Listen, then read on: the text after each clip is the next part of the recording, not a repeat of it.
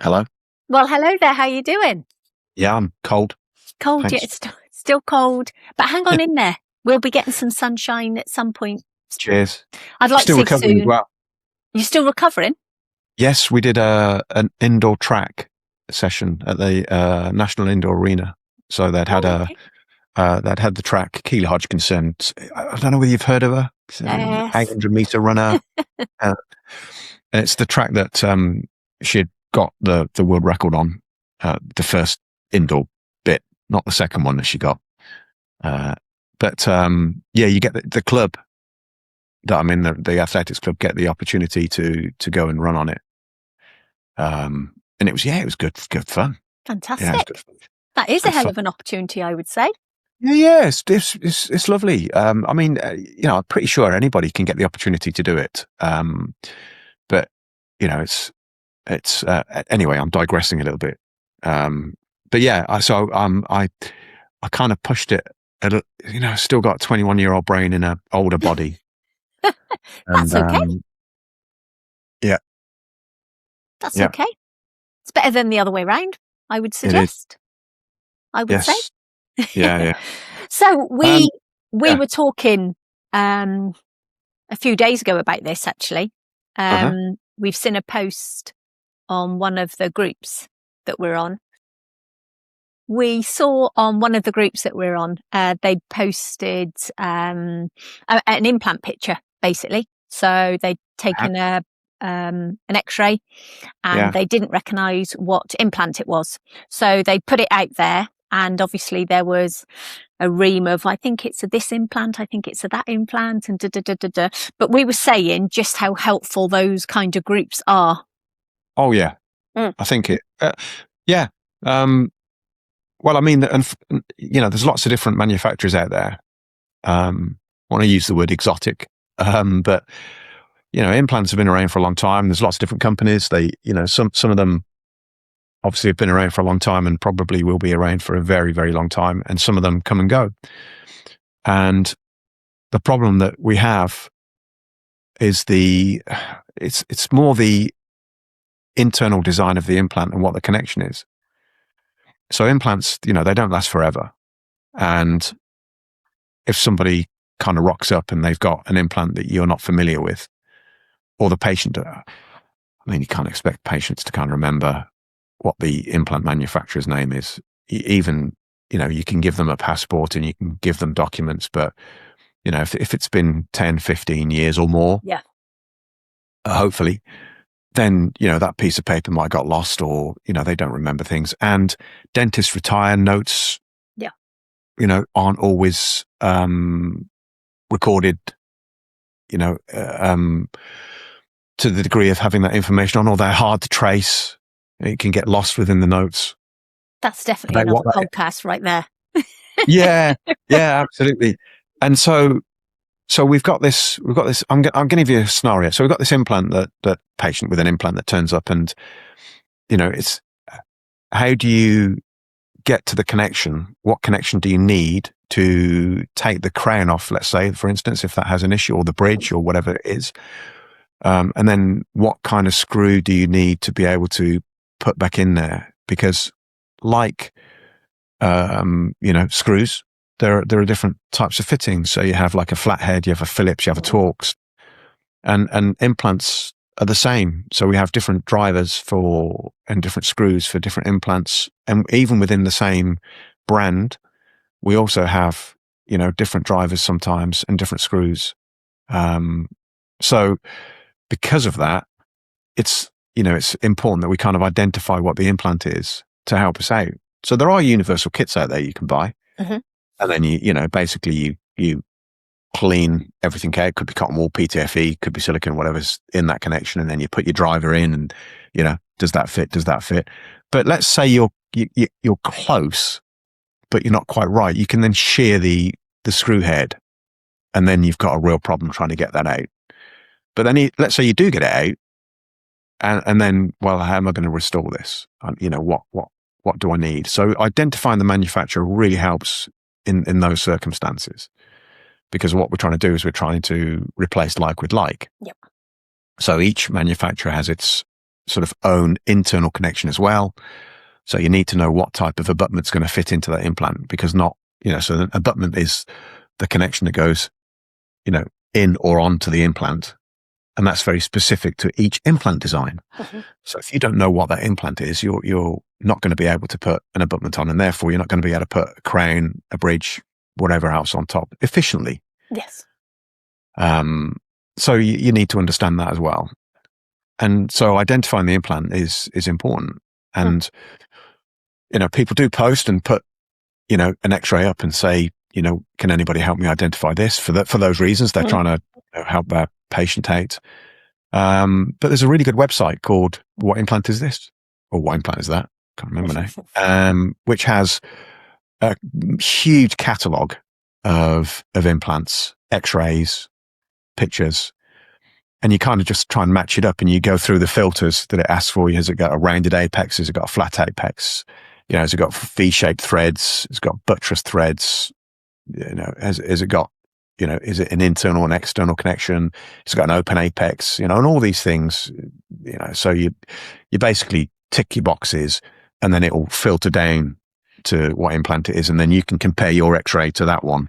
But usually, you pop it on the group, and within a minute, someone's gone, yeah, it's one of those.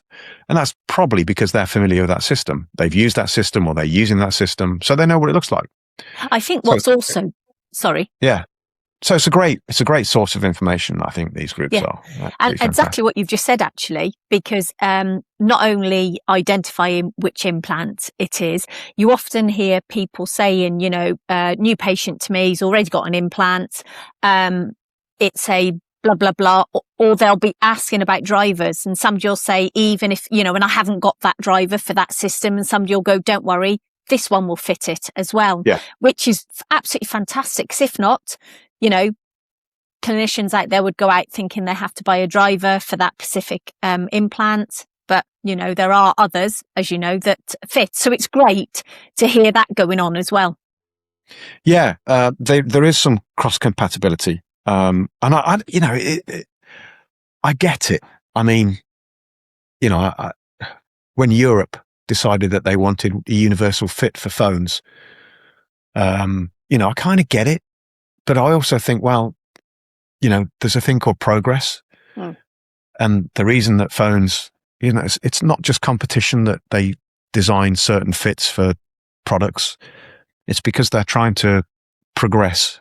And so it stifles progression if you limit it. Yeah. So, and where I'm going with that is I kind of have a little bit of a whinge about the fact that we haven't got universal connections internally on implants and universal drivers.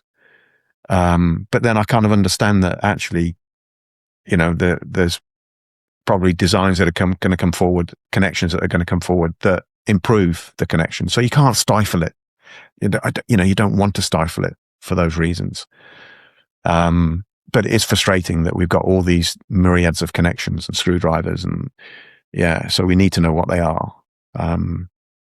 So there's pros and cons to that. But that being said, I've totally forgotten what I was talking about. Why was I going down there? What was the question? We were talking about different drivers fitting different implants. Yeah. Snow on the roof. What am I going to have for tea? So there are drivers that are cross-compatible. That's where I was going with it. And that cross-compatibility, like you said, is helpful.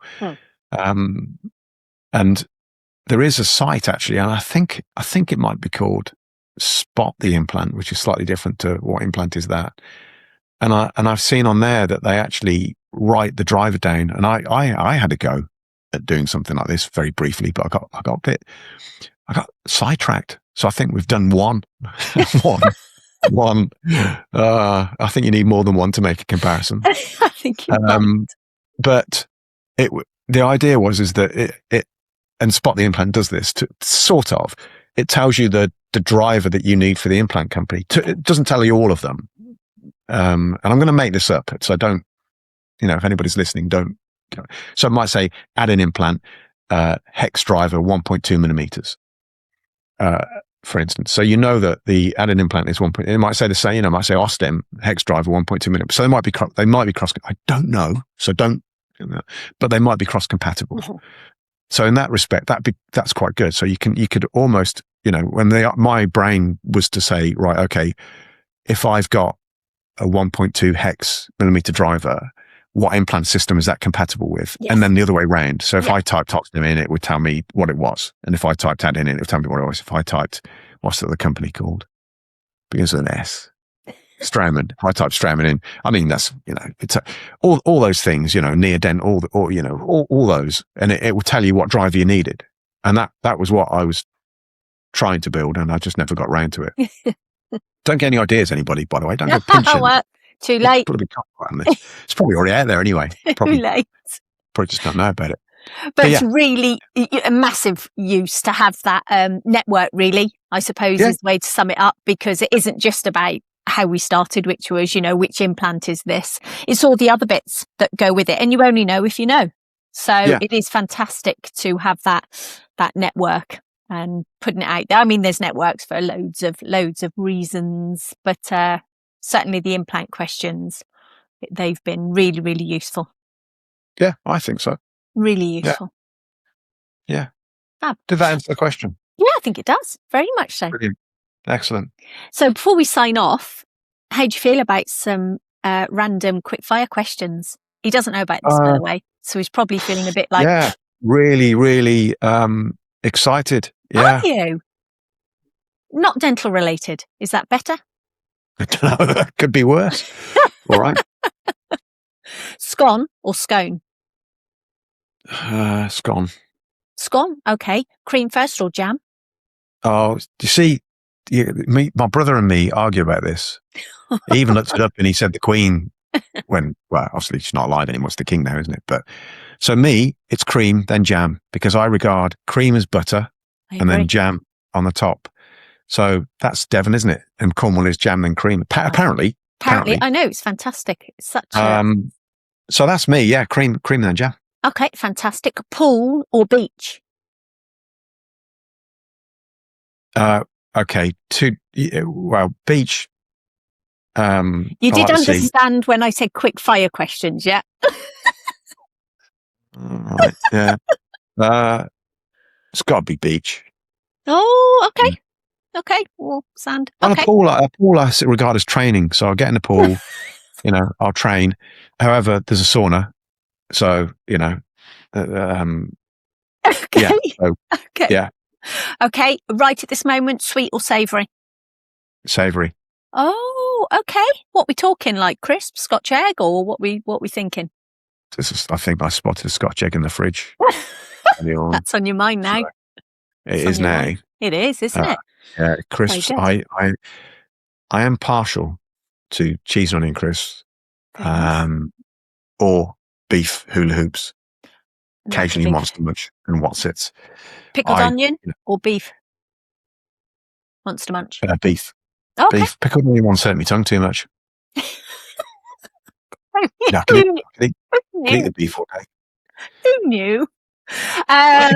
Name 2 people you'd invite round for dinner. Famous people.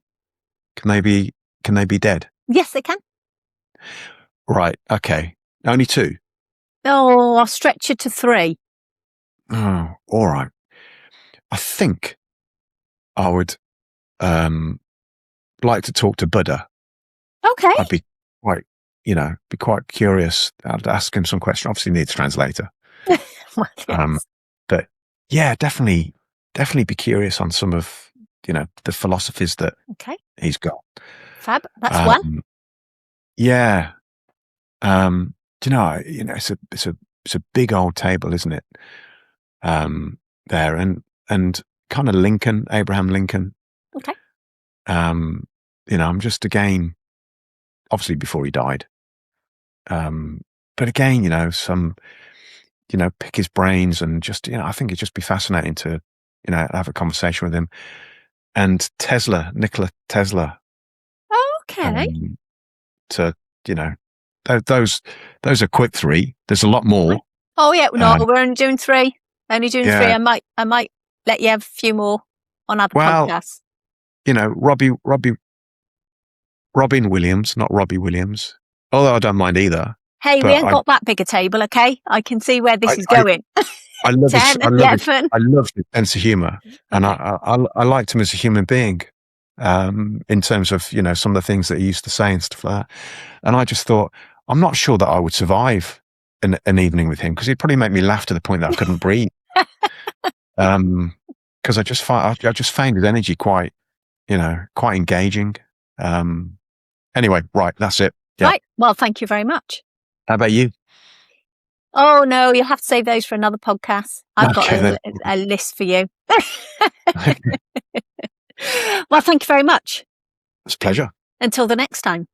Yeah, until the next time. Hopefully it'll be a bit warmer. Many thanks.